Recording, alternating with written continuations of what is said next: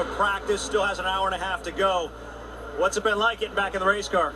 Intense. You know, you can't be out of the car as long as I have been and expect to just jump in there and be 100% confident, comfortable. But these guys, Greg and all these guys on the state A team, done a phenomenal job. I'm really proud of that. And I've got a good race car. I just, you know, I got to get the consistency. I mean, I couldn't believe the first lap was my fastest lap, but you know, I definitely saw a little inconsistency there on my part.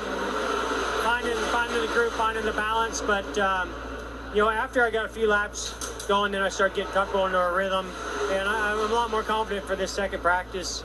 I wish our qualifying runs would have gone a little bit better. We're just way too tight. So hopefully we can analyze everything there and make some good decisions for tomorrow to lay down some good laps. You know, the cars drive very similar, but you know, the competition and the track and the intensity and everything else going on, it was a lot to take in on that first run. We noticed the name Earnhardt is still on the windshield. Above the garage stall, the name Jeff Gordon has been removed and the Earnhardt name will be replaced there.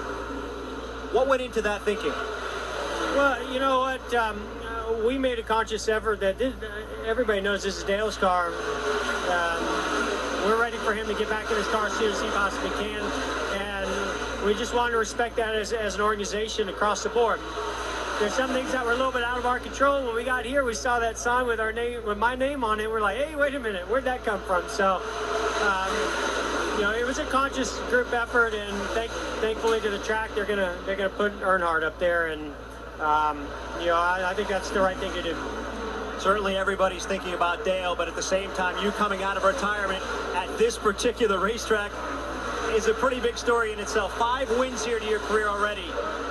What are your expectations in the race in terms of how competitive you can be? Well, that's the thing. I get to come back and be on one of the best race cars and race teams out here, so that certainly puts the pressure on and heightens the expectations. I love this racetrack, but that was a steep learning curve. That first practice, I got to admit.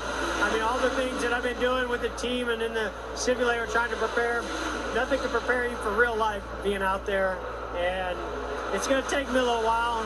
But I got, you know, 400 miles to do it here on Sunday. I feel like each time I get on the track, I get better.